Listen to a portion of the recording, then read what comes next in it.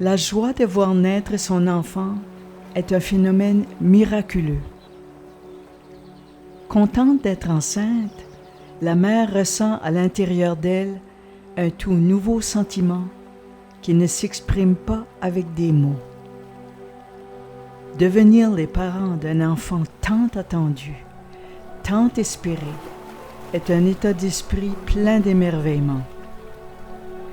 Rien ne peut égaler l'amour inconditionnel et immédiat que l'on ressent dès son arrivée. Alexandre a laissé sa marque dès sa venue. Les hospitalisations et les examens médicaux sont devenus des activités régulières pour le jeune Alexandre, qui éprouvait d'énormes problèmes de santé dès l'âge de 4 mois et demi.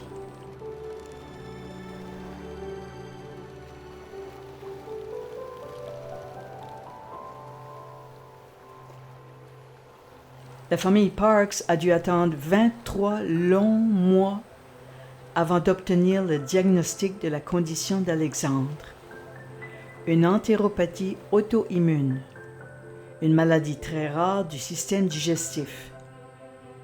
En effet, il était un de 2 seuls cas au pays. Ainsi commence notre odyssée pour trouver un traitement et les soins pour le petit Alexandre, qui est gravement malade.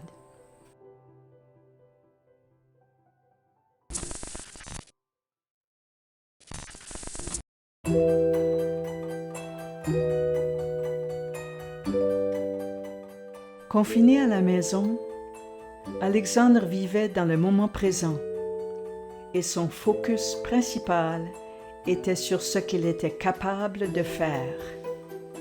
Ma maladie, ça s'appelle une entéropathie auto-immune. Ça inflamme tout le tube digestif, de l'esophage à l'anus. Et qu'est-ce qui est spécial à propos de ma maladie? C'est mes villosités dans le petit intestin ici. Ils sont tout aplatis, pendant que les os des adultes sont tous debout, comme on peut voir ici. Mais les miens sont tout aplatis, comme ça. Et ma formule qui est prédigérée sert aux villosités d'absorber tous les nutriments beaucoup plus facilement parce que c'est prédigéré.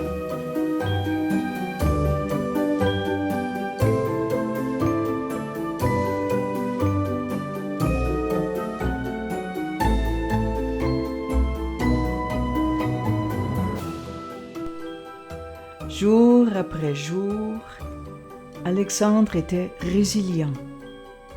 Sa détermination et sa persévérance l'ont permis d'affronter les nombreuses épreuves sur le sentier de sa vie. Comment Alexandre a-t-il pu trouver la force de continuer d'avancer et de rêver à son avenir pendant qu'il ressentait tant de douleurs, tant de nausées et tant de fatigue?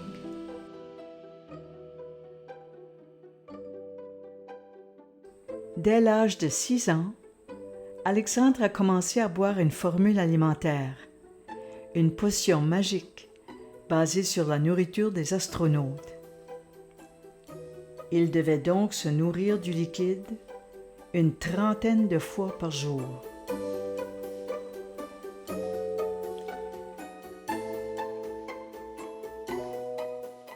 Ce n'est qu'au début de sa 9e année scolaire qu'Alexandre s'est assis pour la toute première fois sur un banc d'école. Il vivait enfin l'expérience de se faire des amis. Une seule heure par jour à l'école était pourtant suivie d'un épuisement total pour Alexandre. Mais, d'après lui, être en compagnie de ses pairs en valait la peine, car à l'école, il était Alexandre et non le jeune adolescent accablé d'une telle condition. Parce que je peux me faire traiter différemment, même si je suis très différent.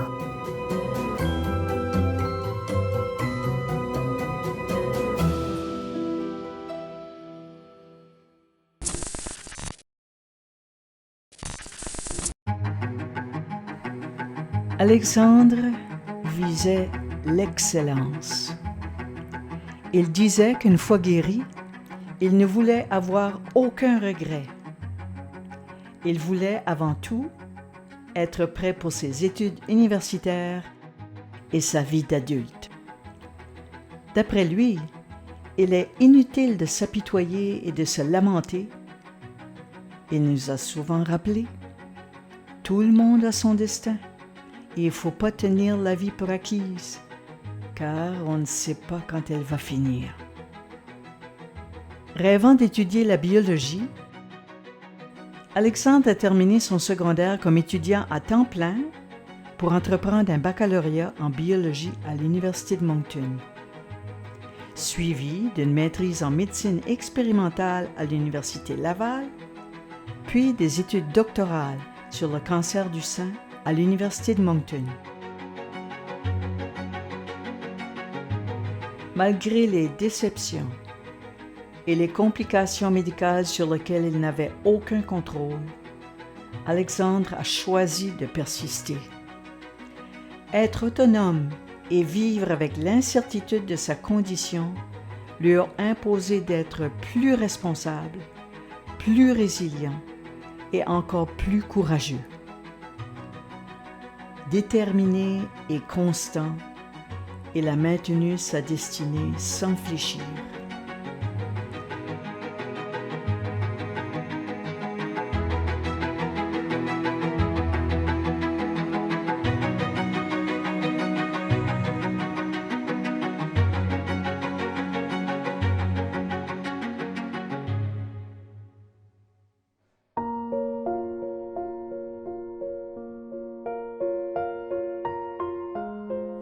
Les médecins nous ont dit à maintes reprises lorsqu'il était bébé et durant ces derniers 6 mois parmi nous qu'Alexandre ne passerait pas à travers, qu'il ne survivrait pas. Pourtant, pendant 26 ans, il s'en était toujours sorti. Mais le 21 décembre 2017, il a dû prendre son dernier envol.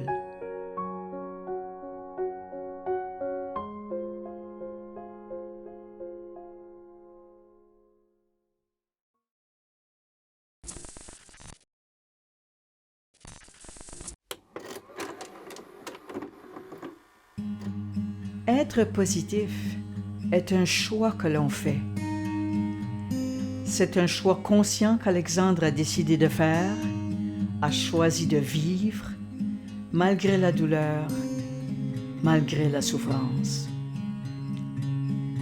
Il a opté de vivre positivement en dépit des contraintes que la vie lui imposait. La décision d'être positif n'était pas un signe qu'il ignorait les épreuves qu'il vivait.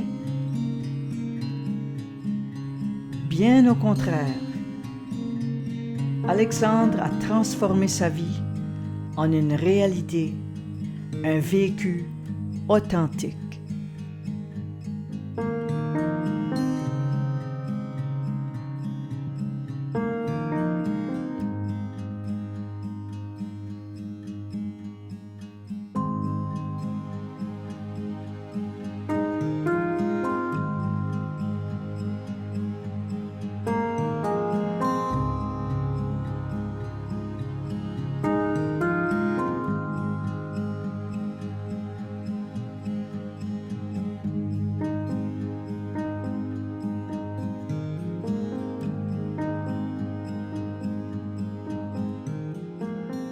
Quand j'étais jeune, souvent j'avais les larmes aux yeux parce que je ne pouvais pas endurer.